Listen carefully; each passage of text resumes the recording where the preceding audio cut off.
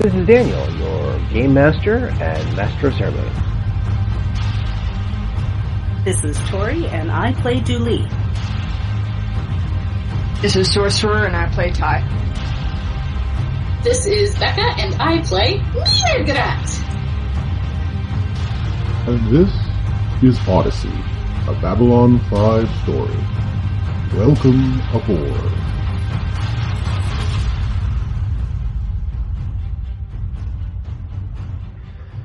See, you know your way around the boom mic. Now, I got to say, when we work with the drones, you have to make sure you get close enough to hear the dialogue. Yes, there's dialogue in this. What do you think we're doing?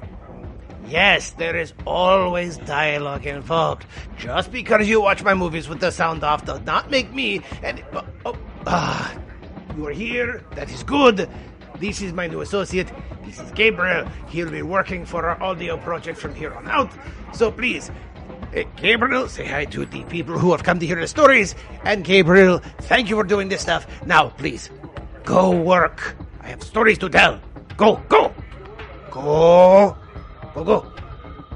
Go. Go. All right, good. Now, where were we? Yes. Don't worry about him. He'll do just fine. He'll do just fine. So you want to know where we left off, yes? Want to know where we're coming into this story? Good. I need a drink, and I need several other bits of medication to deal with the headache I have from over-dealing with everybody on my set. So, in the meantime, I give you this. Roll tape! Welcome back, everybody. As you heard from the title, my name is Daniel, as the Game Master of Odyssey, a Babylon 5 story. With us again, as always, is Becca, please. Hello, I am Becca, and I play your friendly neighborhood pak'ma'ra and starer into the void who has thus far been stared back at. mur'grr'at. We have Sorcerer. Hey, I'm Sorcerer. I play Ty, who is 4,000 years in the past and is a weird alien that doesn't exist anymore in the future present Babylon 5 world. I can hear you like juggle those words around going, this doesn't fit. Okay, you know what? Fine. And Tori. Yes, I am Tori. I play Dooley, who is a Narn stuck on the ship that is stuck in a place that no one knows where it is or how it exists. So, who has been accidentally field commissioned into lieutenant's rank? Yeah, the criminal that now is a cop. So that should be interesting. Just think, yes. You can take the system down from the inside. There is that. Usually it works the other way around, but that's okay. Yeah. You've got systems, you got criminals, you just kind of run with it. So basically, where we left off, we had Ty. Her and her son had made a bargain with a person who she thought was only a strange person. Turned out to be an agent for an ancient alien species who was time traveling into other people's bodies, and stole hers and her son's, giving them the bodies they had 4,000 years ago on the strange and distant planet that was quarantined by Vorlons, and their son was going to explode, or expand, whatever, in the next couple of months.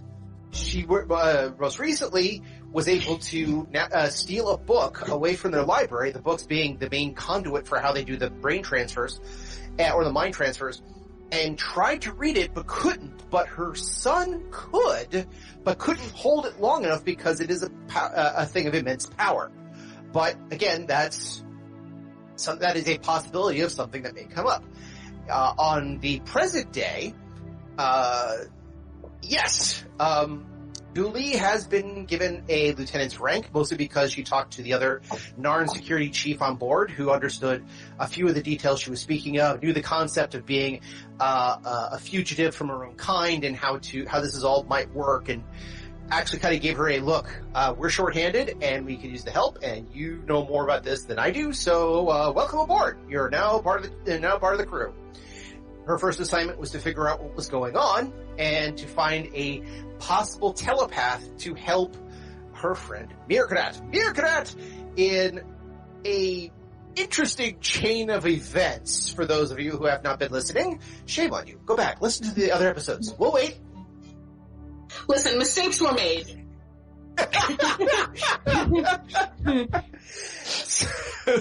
Okay, mistakes were made, but they were made for science.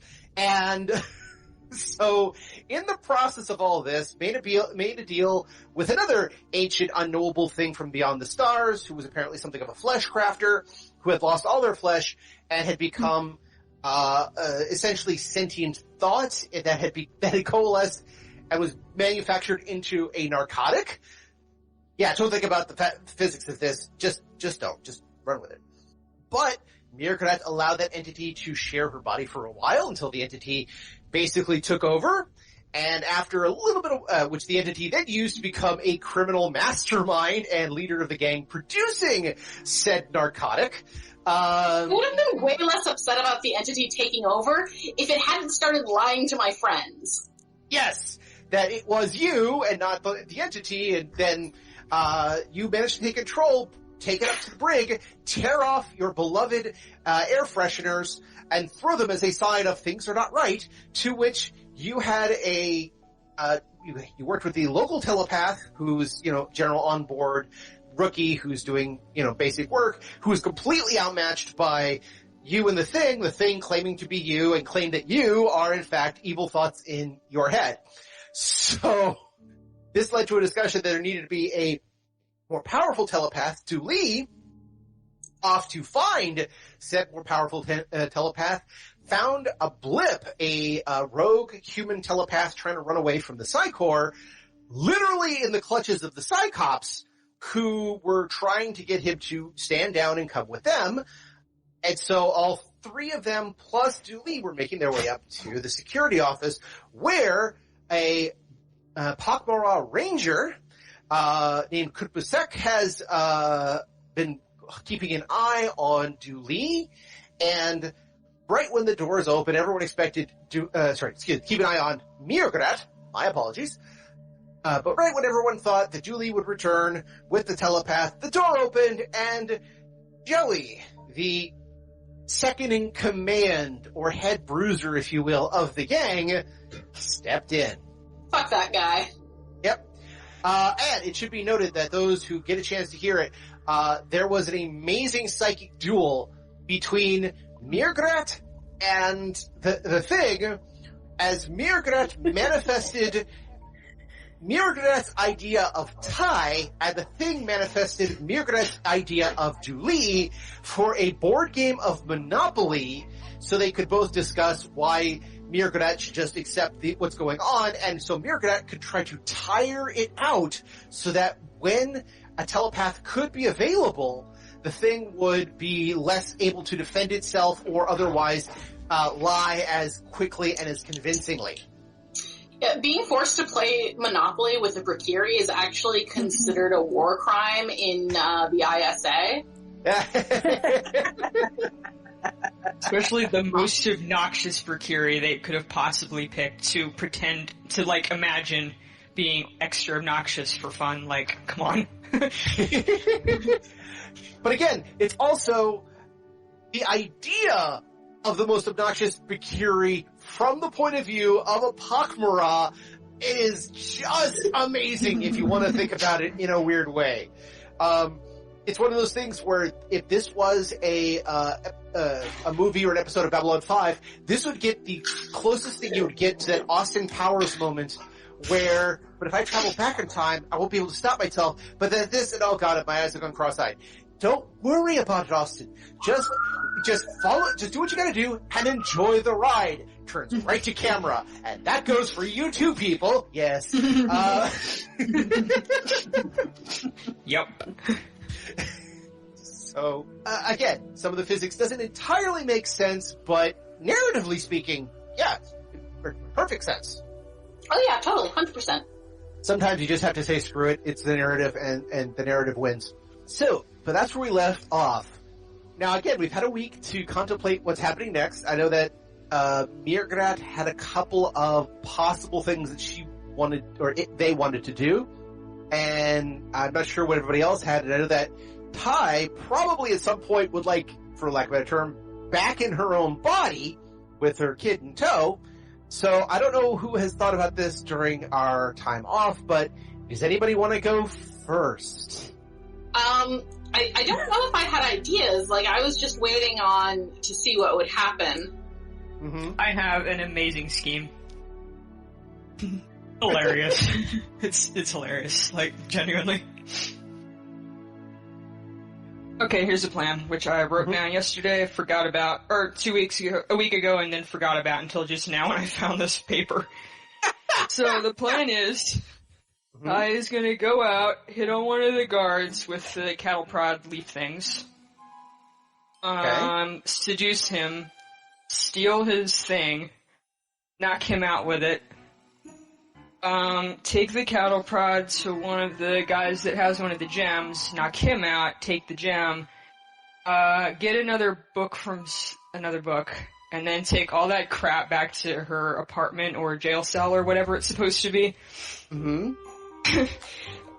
Use the book to call the future and hope that she talks to someone helpful. That part's kind of hazy, but whatever, it's Ty, that's normal. And then she's gonna find someone, maybe her son, who can read the books, or maybe that other guy she talked to before who, like, greeted her or whatever. Like, she'll maybe make him write her and her son's name in the 2 books that she tries to steal, sneak them back onto the shelf, and then wait to get transported back to the future. Good plan. Okay. That is an intriguing plan. Yeah, no. She has a totally great understanding of how all the time travel works, obviously, so. Yeah. So, my first question is, so is this the time for the Mission Impossible music? Maybe. What is the Yithian equivalent of Mission Impossible?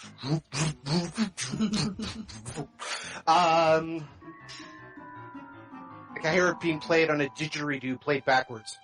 Alright, okay. So the first part of that was you have a book with you. Your son can read it, but he's having a whole time holding on to it, so it's a short-term thing that he can possibly hold on to. So you want to go out, find one of the guys with essentially the shock stick or whatever it is that seems to be acting as a general enforcer, seduce him. I guess. I mean, or make friends with him. I don't really know if it's possible to seduce one of these guys, but I would just work on that, see which one it is, figure it out as she goes along. Fair enough. So in other words, you'll try for seduction. If seduction isn't possible, friend. But if seduction is possible, even after the friend, you're going to go for it. Just to, as I'm guessing here, to get said person alone and defenseless, so that you can grab the weapon away from them, shock the heck out of them, and then you have a weapon now that you could then use on others. Yes. Well, I mean, she only really wants it for one thing. Like, she's not gonna walk around with it because that would be fucking stupid. But, yeah, basically. Okay. This is a great plan. I don't know what could go wrong. Yeah, I know nothing could go wrong. Absolutely nothing. But it's also one of those things of the, as a GM, going, wait, what did you just say? I told you it was a tie scheme. This has all the tie things in it. This plan is flawless and I love it. Exactly. Perfect for what you're doing, in all things. And yes, it is very much a tie scheme of the, okay, can I hit it? No? Can I bang it? Okay. Can I bang it so I can hit it? Okay, I can work with that too. So, okay. Part of me is like, totally shameless. It's totally shameless, but it's the, okay, I have to figure out how to deal with this plan, but let's take a minute if you need one. That's okay. A, that's what the cards are for, and B, if you guys haven't figured out by now, I can improv my way out of a paper bag. So, maybe not a giant paper bag, but This is one of those really soggy paper bags, like the kind you get with cold McDonald's in it. After it's been microwaved 3 or 4 times. Sorry. As my brain now goes to the idea of those big banners they put in front of high school football games. It's breaking out like the Hulk out of one of those. So, is that like a real thing that they do? Yes! Yeah, yep. And you say that like you expect me to have ever been to a high school football game.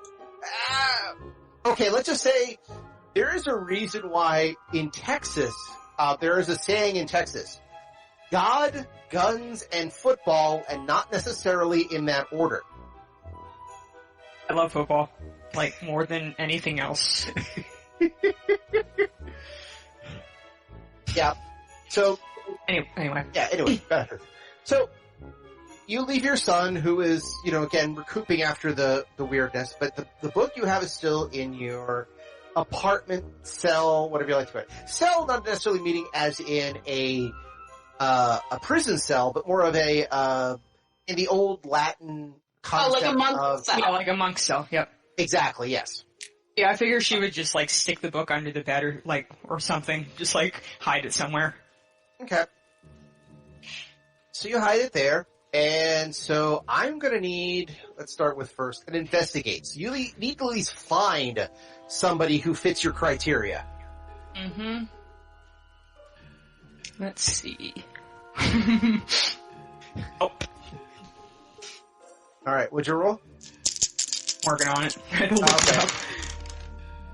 Horrible. Oh my god! I was almost thinking like I'm sorry, this is now that beautiful scene in any series where it's like, okay, so here's my plan.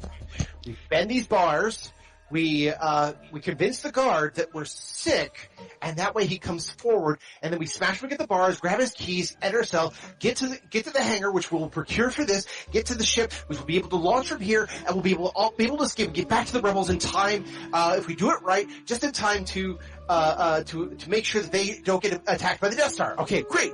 And then immediately for the convincing roll, guard, I'm sick. Guard comes over, you're fine, walks away. Yep, instant failure.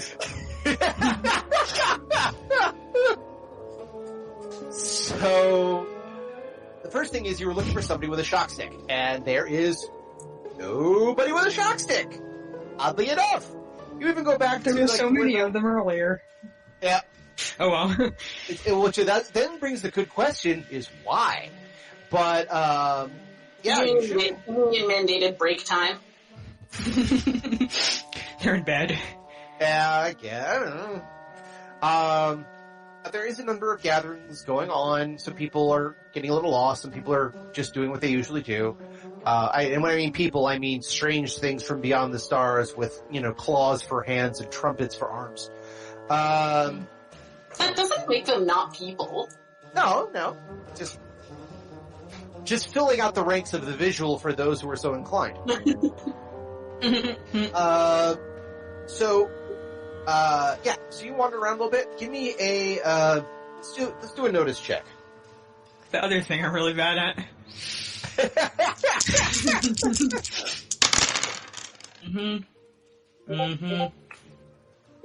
Okay! Your hunt is so unplentiful, you have to kind of go, oh god, why? I had a plan, I had ideas, and yet, nothing. For those at home, she rolled a 9. 10 being the minimum requirement to find anything. And so, yeah, this is just not your day. Which means it's one less day that you have on this planet, as this, the clock will eventually tick down to 0 and the sun will expand and kill everybody. So, even though you were promised that they will be shifted to another consciousness after they are done, because they think they have a judge or something like that on their side who will just transfer everybody into prisoner bodies. Something like that. Ty knows all about judges. She doesn't believe that. Not for a second. So, do you have any other plots, plans, or things you want to try out, or is this another one of those Alright, go home. Oh, wait, no, I have some rest. others. They were just worse. Like, way worse. Okay. Alright, so, option E was... Hang on, I gotta read my own handwriting here. That's tricky sometimes. Alright, option B was I was gonna give the book I stole to the first guy I met that, like, greeted me, like, when I got here. Mm-hmm. And then tell a guy with a gem that he has it, and then when the gem guy goes to arrest him or take it back or whatever, somehow steal the gem that he has and get the book back. There's a reason I didn't do this one first. There's also a third plan that's like triple bad, but whatever. Okay, I admit, when you put it that way, I'm so curious as to what the third plan is.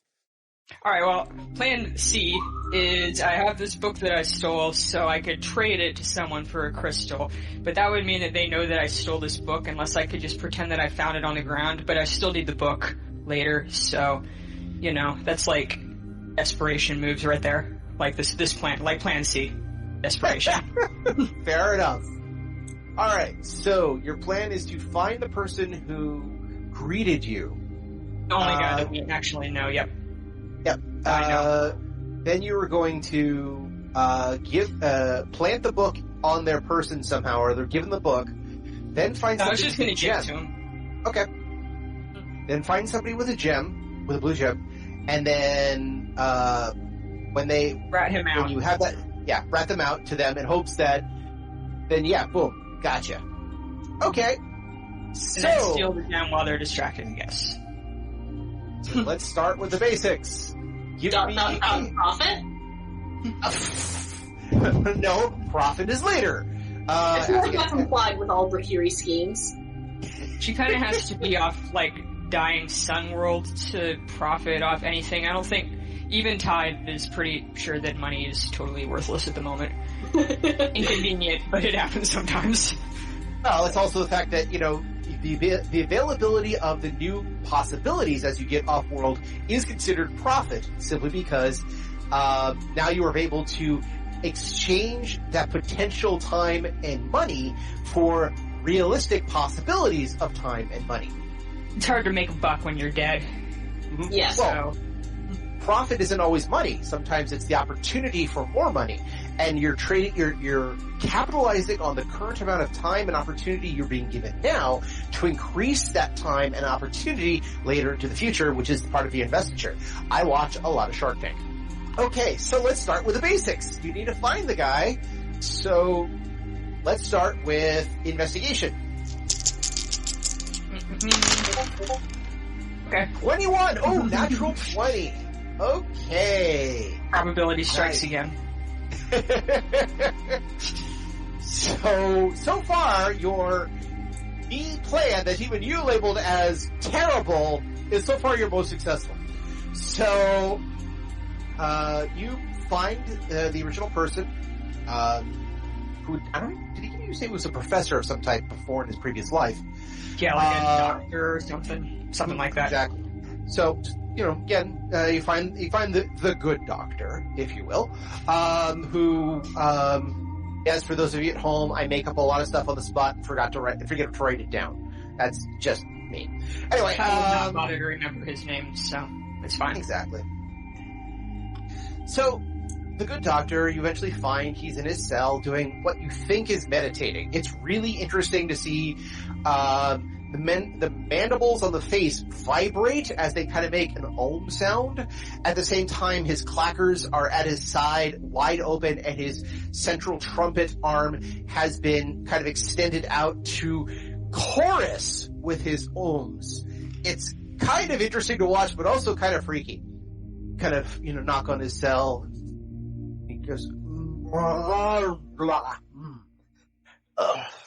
Do come in. I am presentable.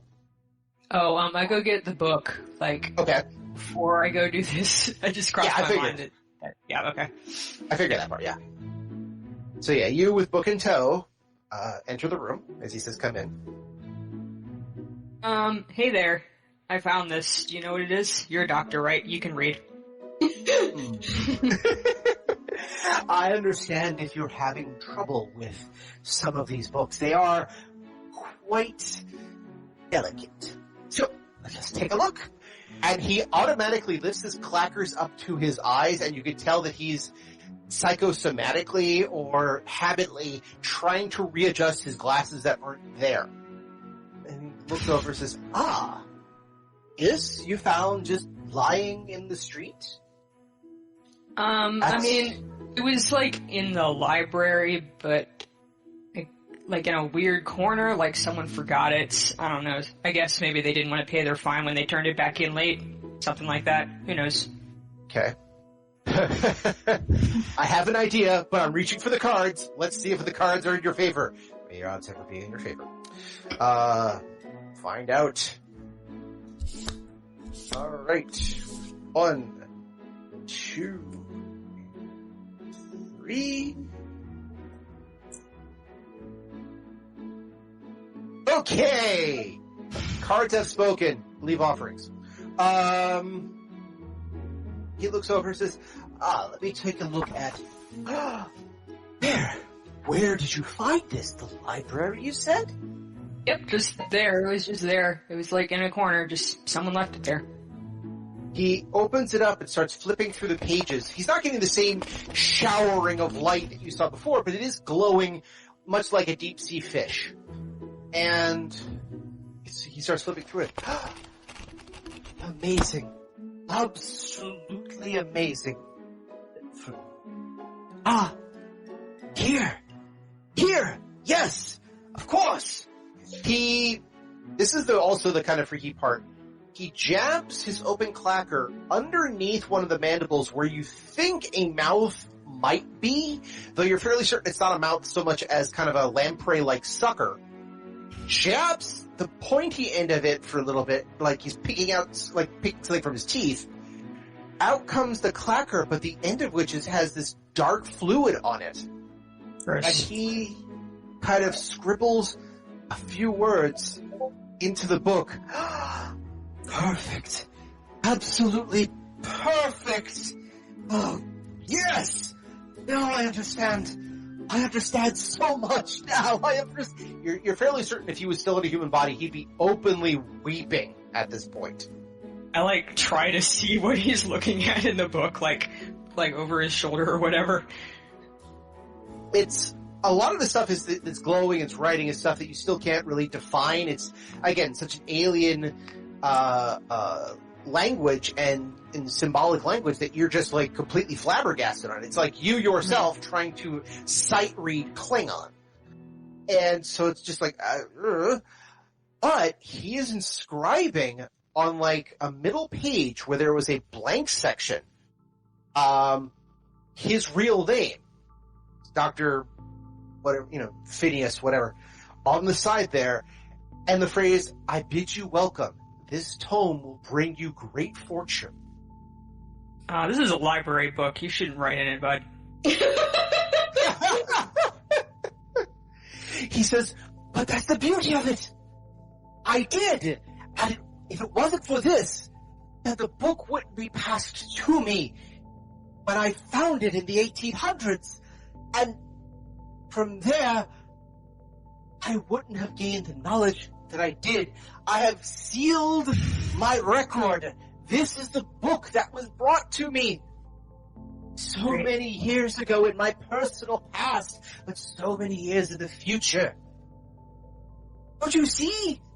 This is the closed circle. I have made it so that I find it so I can have a chance to come back here and learn the things that I do. Does that make sense to you? Just fucking keep it, I guess. I don't know now. I'm not going to turn it back into the library. Oh, he passes. You must! Because it has to be put into the safe. If it's not put in the safe, then it doesn't get defended when the planet blows up and this book is then lost to the ages, and then I will never find it.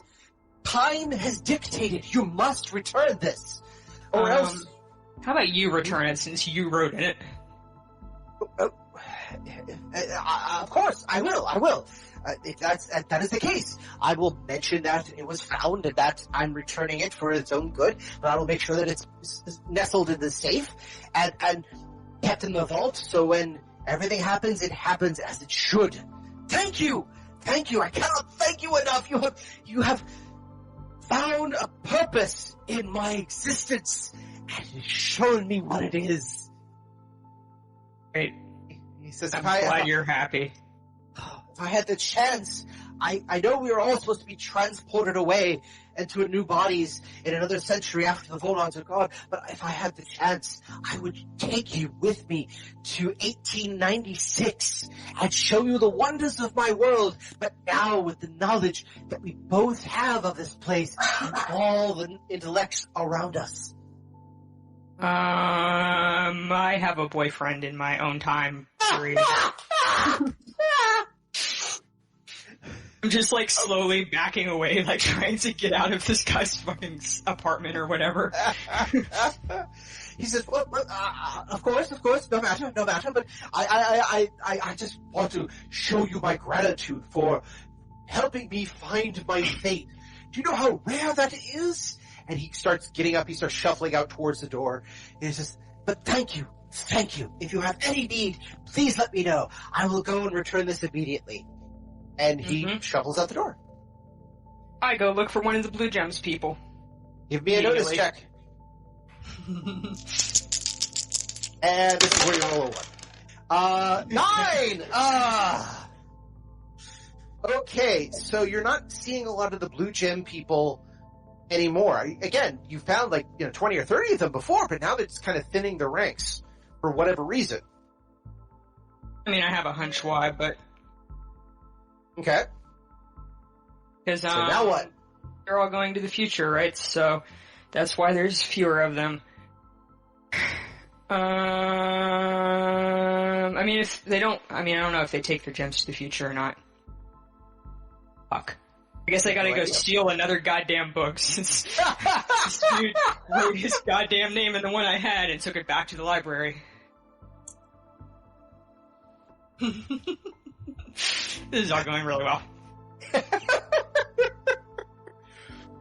Alright, we're gonna pause there for your chapters. We go back to mur'grr'at Julie, and don't worry, Ty, we're coming back to you because this, if nothing else, as a game master, it is a lot easier when I can get everybody together in the same, all the characters together in the same room. We have a Ty's gonna preference. either die or be stuck in the past, or have to get out of the past one way or another. So eventually if one we of have these harebrained schemes will work. If we have a preference, we want her to move to the future, not us move to the past. Well, that part I get. Besides, all my writing is based around what's going on with the Celeste. So, let's just say, now that you bring that to my attention, that is, Oh, God. is the fact that Celestia is part of the Celeste. It's like, oh, there's an interesting alternate universe where the reason why the Celestia was never found was simply everybody was traded out for Yithians. Everybody else was left in the past. They made a new society here and just sent the Celestia back empty to mirror the Maurice Celeste, and thus everyone thought this was a cursed ship, and they got to live off happily ever after. Yes, except then we lose our Babylon 5 universe.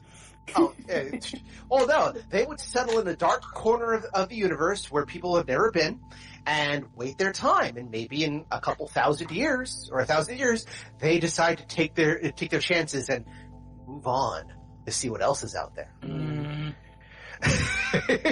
Now, granted, that would end the game real quick. Yes. So. Also, I feel like this is what you would do if you wanted to link the Babylon 5 and Star Wars universes. Yeah. Has enough problems without being personally responsible for not stopping the return of the shadows, but kind of worse, so... I assume she would be dead by then, but it's a little too much, even for her dubious-ass conscience to handle. Fair enough. You do not want to be the person who accidentally, by no fault of her own, technically, is responsible for another shadow war several thousand years genocide. Yeah. Yeah. Yeah. Ty has some limits. That would be fair enough. So, let's just say if the tale goes in an interesting direction, which I'm not taking off the table, that is one of the possibilities that may actually happen.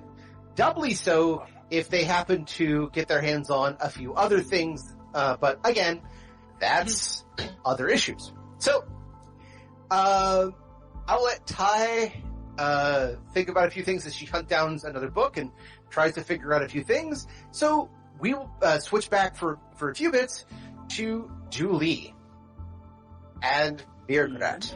So, mur'grr'at, you were still having conversations with the thing in your head as both of you were not fighting for control of your body so much as both of you have decided to recess into the back of your head to quote-unquote sort this out. And instead... we've basically gone to our separate corners to wait for the teacher to get there. Yes. Unfortunately, when the door opens, and you guys were expecting a high-ranking telepath, a person of power, a person of authority, Joey steps in and says, "Hey, is this where you're keeping the boss?" kt'bu'sek, who in the guise of a pak'ma'ra priest, which, again, unless you're pak'ma'ra, just looks like another pak'ma'ra, looks over and says, I'm terribly sorry. Which boss are you referring to? and they said, "Oh yeah, it's another one like you, except he's a little different, got a different coloration, and nice better suit, I gotta say. Also, a lot of air fresheners around the neck. I gotta say, classy guy who does that, really classy guy. Yeah, where's the boss?" He's terribly sorry. It's, just, let's call it visitation. Hold on a second. Oh, there he is! Hey, boss! Boss! Now, from the recesses of mur'grr'at's mind, it's like somebody is shouting from the hills, or shouting outdoors, while you're indoors. You guys are getting your Stella moment. And, you know, or the say anything holding up a boombox moment, if you will, because at your spare quarters you can hear the echoes from far away of, "Hey, there's the boss. Hey, boss! Boss! Boss!" And mur'grr'at, you can feel it perk up. Not like, victory's mine, but, boys are at home. And, you know what? Mm-hmm. I think I'm just gonna, I think I'm gonna wait to see what happens. Alright. Bide your time and hold out hope, as they say. Hold out something. Yeah. That's a quote from the Count of Monte Cristo, by the way. You, let the thing just use the controls. Not necessarily full control of your body, but just basically gets the microphone to speak back. And it says, boy, sorry, excuse me. Boys! It is good to see you again. Boss, there you are. I just want to let you know that we've been doing some good work with you, which is great, and that, we're about ready to go with a few of the developments that you mentioned, but, just wanted to make sure that you're in a good place here while we move to stage 2. If you are, we can move to stage 2, and don't worry about it. We got it under control. We found the notes you were working on. It was a little weird, but we got it. Oh! You have reached, prepared for stage 2? Oh, that is wonderful! Okay, perhaps you should go into stage 2, and I will sit here and wait. Okay. kt'bu'sek actually looks over and says, Stage 2. Do you know this individual? and Joey says, "Yeah, of course we know the individual. It's with us. Hey, isn't that right?" He looks over, boss. "Alright, we gotta take care of. But yeah, and as always, the messenger is the message. Have a good one, boss. And you, father, or whatever the hell you are, I don't care. You have a good one too. Okay, boys, let's work on stage 2, shall we? And, Vinny, here, why don't you keep an eye on the father here? You know, just want to make sure the father's gonna be doing what the father does, okay? You get good.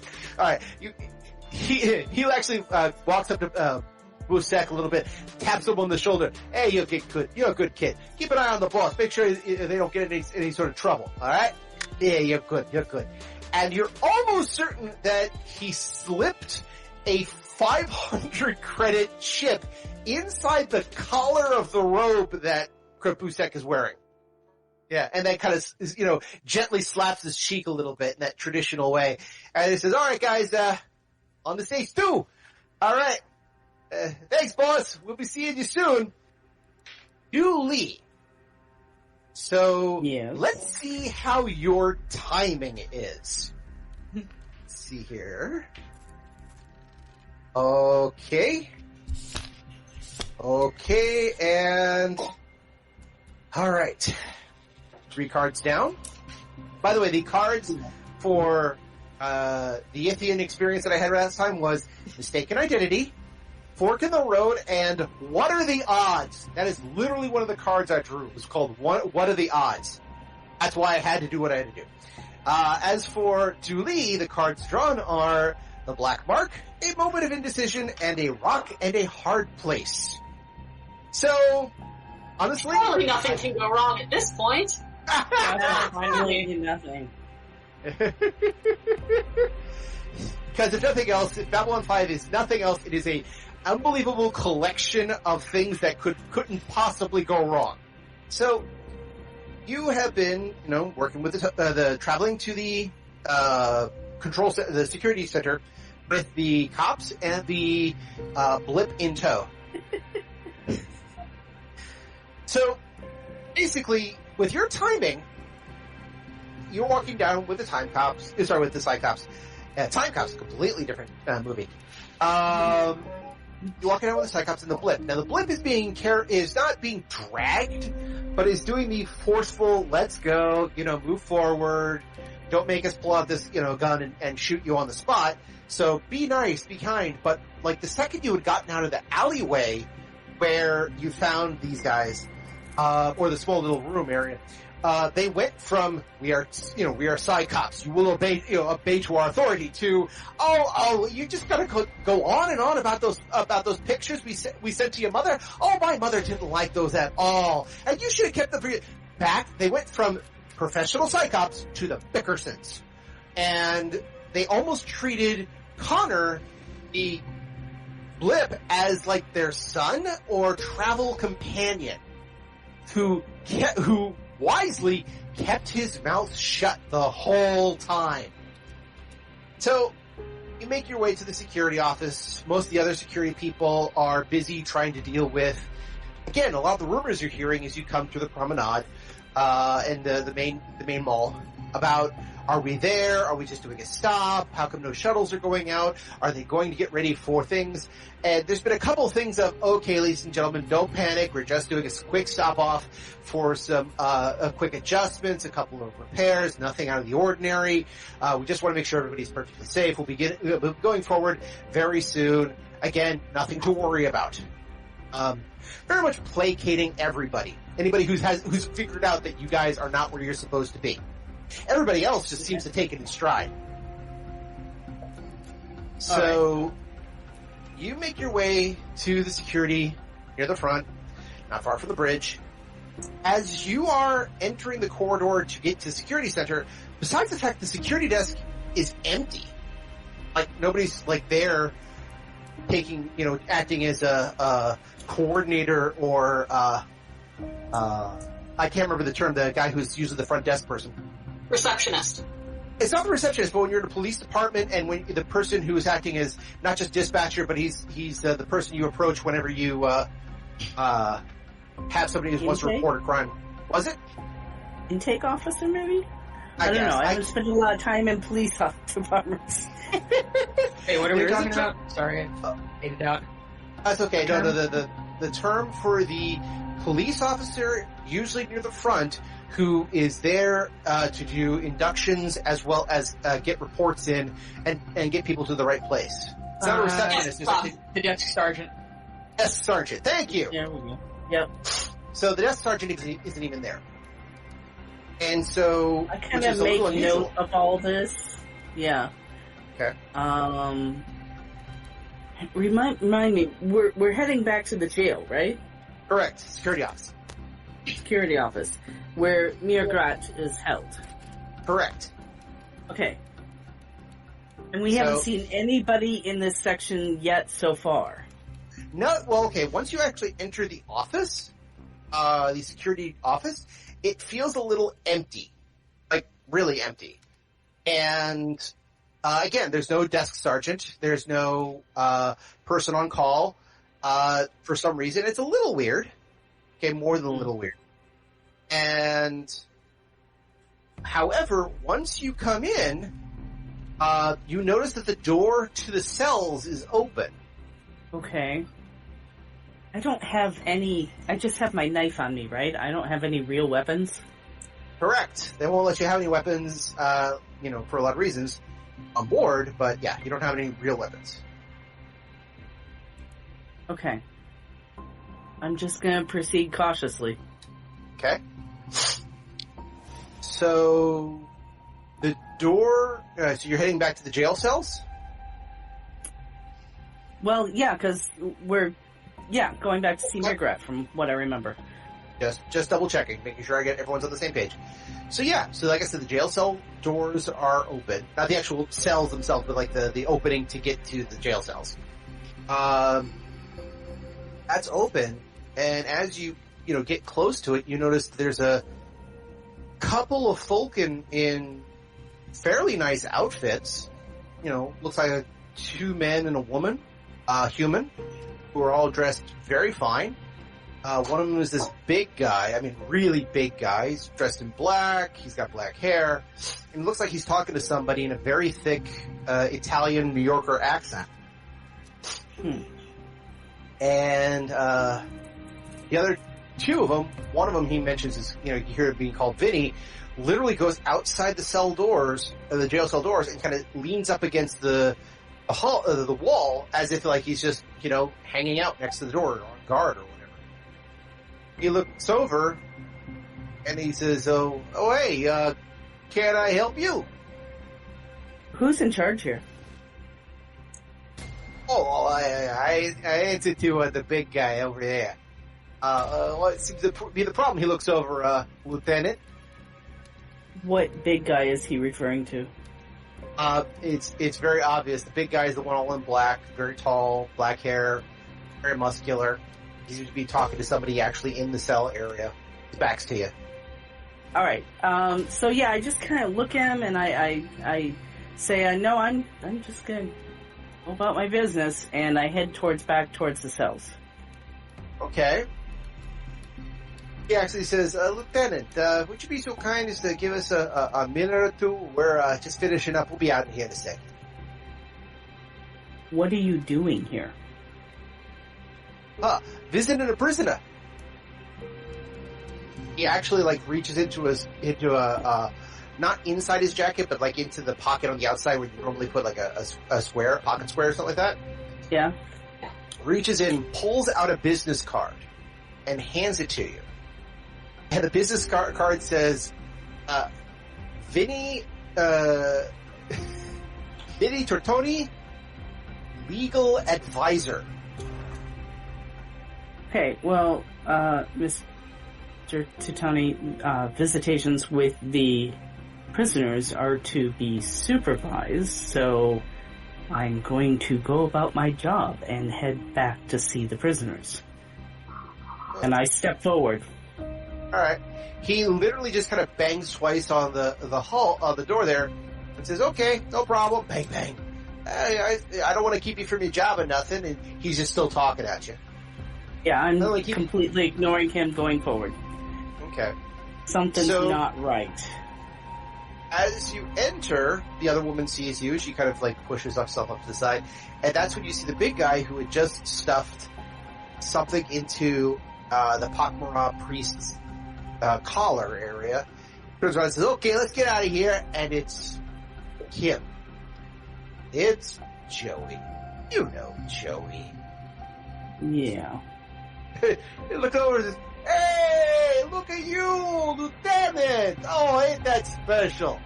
Ain't that special? Hey, no worries.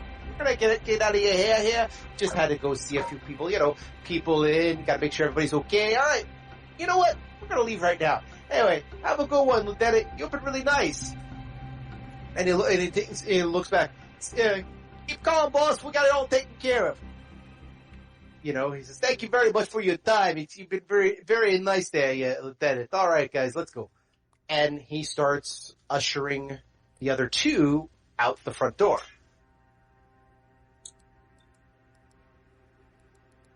I make note of what they look like and who they are. But then I go up to the spiritual advisor. Okay. Greetings. Can you tell me why they were here? He bows and he says, They believed to have concordance with and he points to mur'grr'at.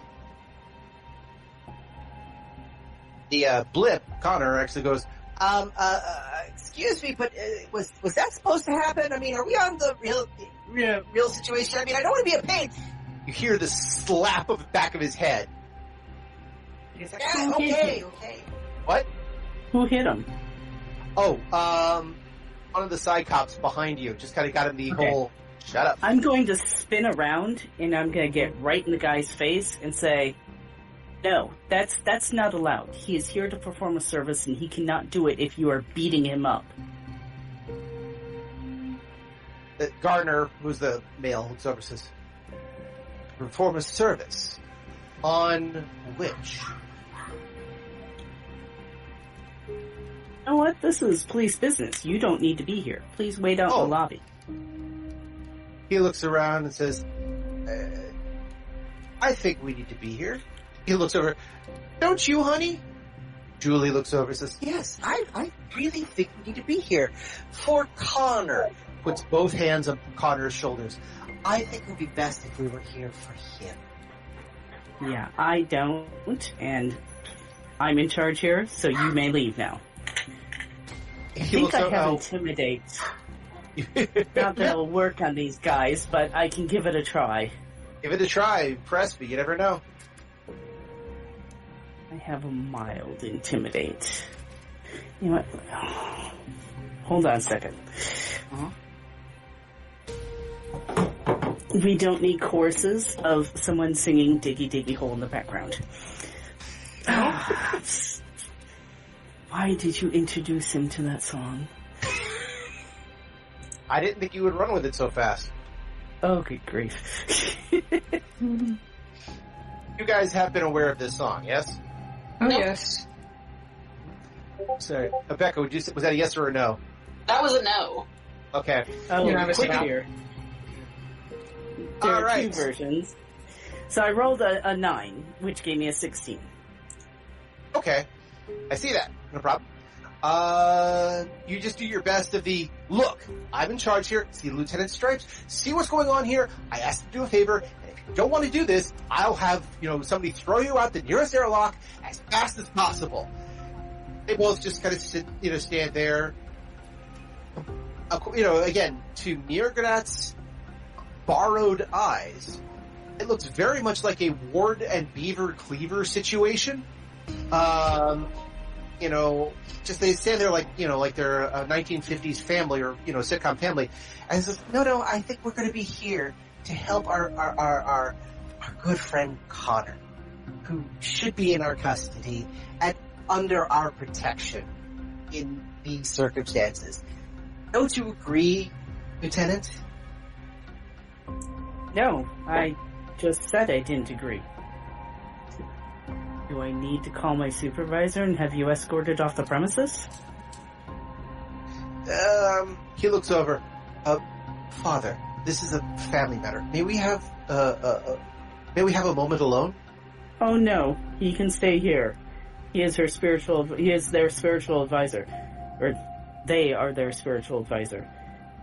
This Okay. is They look. not Go a ahead. family matter. We are hiring this young individual to do a job, and I believe, actually, if I remember correctly, Psycore rules allow for a certain level of,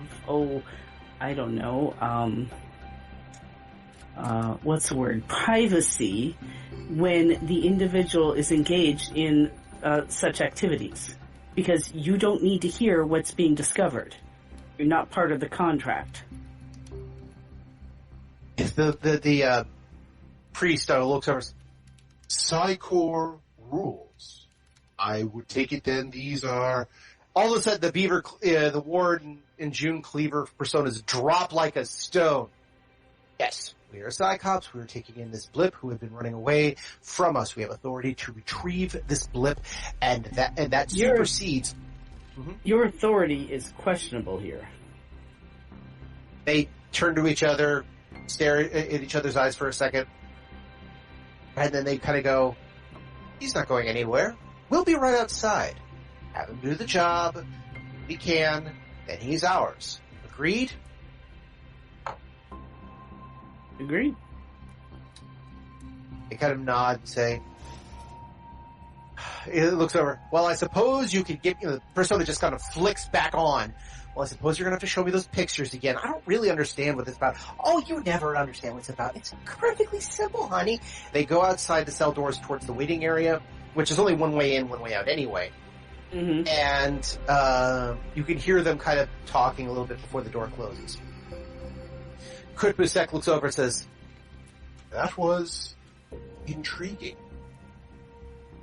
Connor looks over and says, Okay, so you want me to do what again? Oh, hold on a second, Connor. We have plenty of time for this. First, Okay. I have some questions. Does Dooley understand how to lock and unlock the jail cells? that's a good question. Give me that would be intrigue, or no, it was a subterfuge. I believe it is. Subterfuge?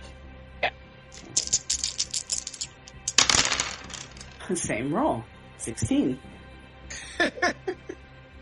Well, the dice aren't being critical of you, but, So locking is easy. Unlocking from the inside is a little tricky, but again, with your badge, you can do it.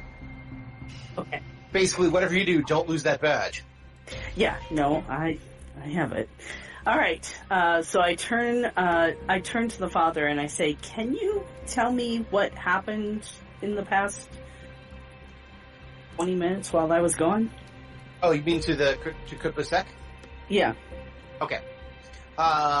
He says, Very little from what I can gather. I sat, I observed, and mur'grr'at moved very little. If not for the breathing and some of the exhalations, one would imagine that they were dead. Well, I was actually more interested in the visitors who arrived.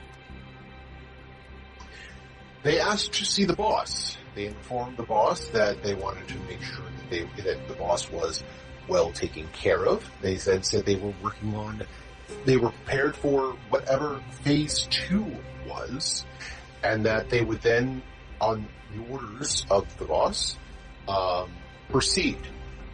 They did mention a phrase which seems to be brought out. I thought it was curious. The messenger is the message. Well, that's not good. Okay. Do I remember anything about phase 2 from when we were in the room? they didn't mention anything. Okay. Trying to remember exactly what I saw. I'm going to get on the link and call the boss. Okay, you're gonna call Kali? Yeah. Okay. You hear a bit of the Chief Kali go. I know at least that they were making the drugs there. I don't know how. So I'm going to report that. Okay. You're basically just going to say, boss, I got a couple of leads. It looks like some people showed up the cells. They mentioned something about going to phase 2. I think they're in cahoots about the amber coming out, and just want to report that. I also want to report that there seems to be no one here other than me, which is disturbing. She says, Wait, Chuck's on call. Where is he? I'll go have a team sent out to find him. You deal with the prisoner and your issue. I'll deal with him. Okay. All right. Thank you very much. Mm-hmm. she clicks off the All right. So now I turn to... Oh, crud, I forgot his name. kt'bu'sek? Kid. Oh, the Connor. kid. Connor. Alright, and I say, okay, Connor, here's the deal. First of all, do you know how powerful you are, Connor? I was never rated, but I think I'm pretty powerful. I managed to do a few things I'm not really supposed to do. Okay, good. We'll get into that in a minute. So, I want you to do a quick scan of the pak'ma'ra in behind the jail cell. I believe there are 2 entities occupying that body. Our goal is to push one out, but I want you to be able to see the differences between the 2 and understand which one to push out. So the first thing is just do a quick scan. Tell me what you see of 2 individuals in the body. Okay. I think I could do that. I know you can do that. That's an easy thing. This is the easy part. You can do this. He goes up to the door. Again, it's a lot of see-through, not quite bars, but, it's pretty see-through. And he looks in. Says, okay, I see. All right. Takes a moment. Rubs his hands together. Puts his hands on the wall of the door. He looks into the eyes of mur'grr'at.